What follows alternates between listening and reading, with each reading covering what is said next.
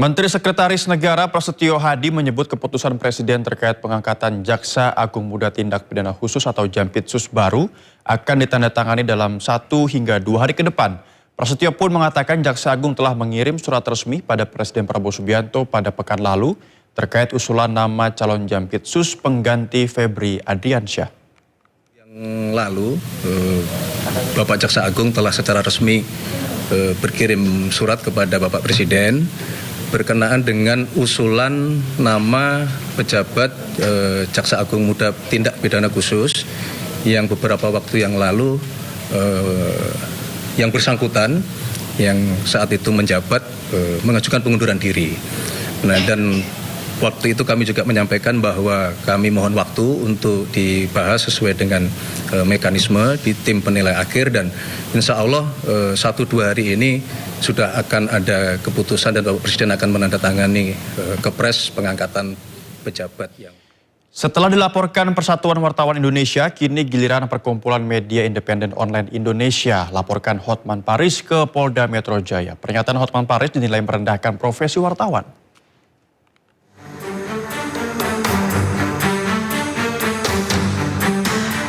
Perkumpulan Media Independen Online Indonesia didampingi sejumlah kuasa hukumnya mendatangi Polda Metro Jaya Selasa siang untuk melaporkan Hotman Paris Hutapea. Perkumpulan Media Independen Online MIO Indonesia menyesalkan pernyataan kuasa hukum ex-Jampitsus Hotman Paris Hutapea dalam konferensi pers yang dinilai merendahkan profesi wartawan dan kerja jurnalistik. Pernyataan Hotman yang mempertanyakan kapasitas dan intelektualitas wartawan dengan ungkapan yang merendahkan dinilai MIO Indonesia bukan lagi semata-mata perbedaan pendapat. Bahwa profesi wartawan tidak boleh dihina dan direndahkan secara sembarang di ruang publik. Jika ada wartawan yang salah, koreksi.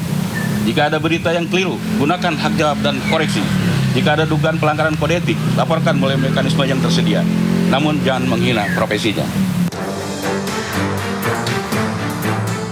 MIO Indonesia meminta polisi untuk memproses laporan tersebut secara profesional, objektif, transparan, dan sesuai ketentuan hukum.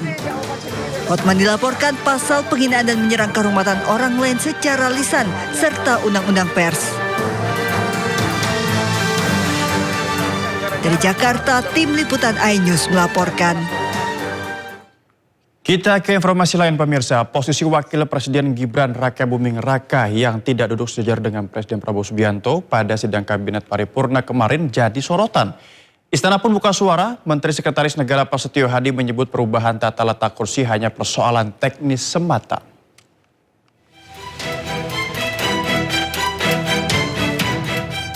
Sidang Kabinet Paripurna Senin 20 Juni 2026 menampilkan pemandangan berbeda. Wakil Presiden Gibran Rakabuming Raka tidak duduk sejajar dengan Presiden Prabowo Subianto. Dalam rapat yang digelar di Istana Negara ini, kursi Gibran berada di sisi kanan depan Prabowo.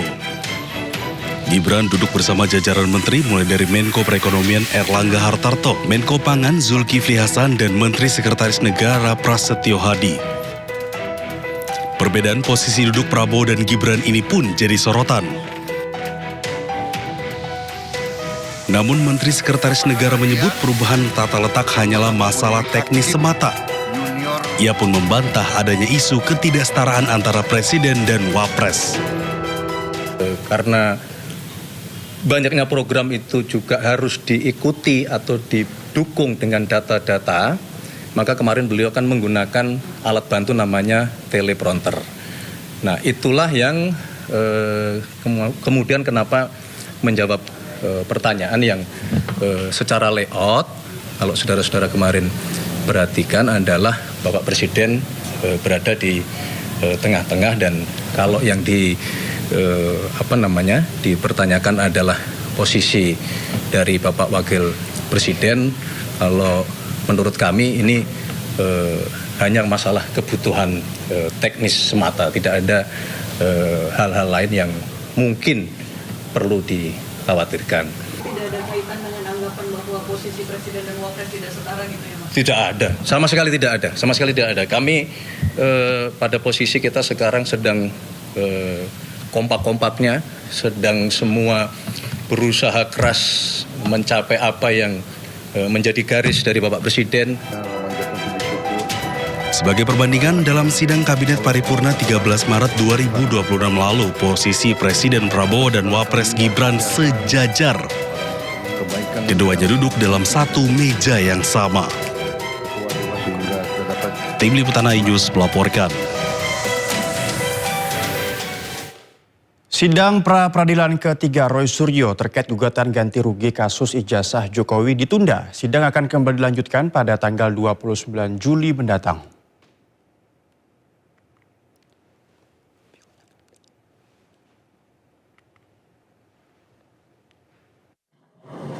Begitu saja sidang hari ini. Ada yang Iya, gelar Dr. Roy Suryo yang diterbitkan Universitas Negeri Jakarta dilaporkan oleh YouTuber Nusantara dan Gibran Disti ke polisi hingga Kemendikti Saintek. Apabila hasil pemeriksaan Roy Suryo terbukti melakukan pelanggaran akademik, maka gelar doktor dirinya terancam dicabut. Inilah ijazah asli yang saya dapatkan dari Universitas Negeri Jakarta sah. Di sini ada embosnya.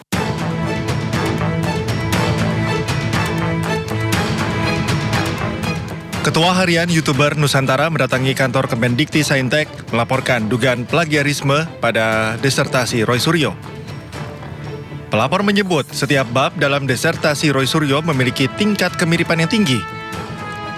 Taufik menyerahkan semua bukti-bukti dugaan plagiarisme kepada pihak Kemendikti Saintek yang dinilai memiliki tingkat kemiripan pada setiap bab. Perlu kami tegaskan bahwa hari ini adalah rangkaian dari komitmen saya dan teman-teman untuk kemudian melakukan penelusuran terkait pelanggaran akademik yang dilakukan oleh saudara RS. Jadi ada dua hal. Pertama adalah pelanggaran akademik. Yang kedua adalah pelanggaran terhadap tindak pidana. Nah, tindak pidananya beberapa hari yang lalu sudah saya laporkan dan itu menyangkut dengan pencemaran nama baik, fitnah. Dan hari ini juga sebenarnya berpotensi ada tindak pidana yang kami duga dan kami mungkin layak dan patut untuk kita bawa ke ranah hukum. Sebelumnya, Roy Suryo juga dilaporkan ke polisi oleh Ketua Umum Gibran Disti terkait gelar doktornya yang diterbitkan Universitas Negeri Jakarta. Apabila hasil pemeriksaan Roy Suryo terbukti melakukan pelanggaran akademik, maka gelar doktor dirinya bisa saja dicabut. Tak hanya itu, tindakan plagiarisme Roy Suryo juga disebut salah satu pelapor masuk dalam unsur pidana. Tim Liputan iNews melaporkan. Sementara itu, geram dituding memiliki ijazah doktor palsu. Roy Suryo juga akan melaporkan balik Ketua Umum Gibran Disti, Taufik Bilfaqih. Roy juga tunjukkan keaslian ijazahnya. Ijazah asli yang saya dapatkan dari Universitas Negeri Jakarta sah. Di sini ada embosnya. Ya, tuh ada embosnya. Ada juga watermarknya. Dan ini bukan ijazah, lintasan stempelnya jelas. Dan ini bukan ijazah baru dicetak di Pasar Pramuka dekat dengan UNJ, enggak. Pimpinan DPR RI mengingatkan agar Babinsa dan Babin Kamtipnas tidak menjadi alat untuk menakuti masyarakat dalam pengawasan pajak. Informasi lengkapnya usai jeda, tetap di Sindosia.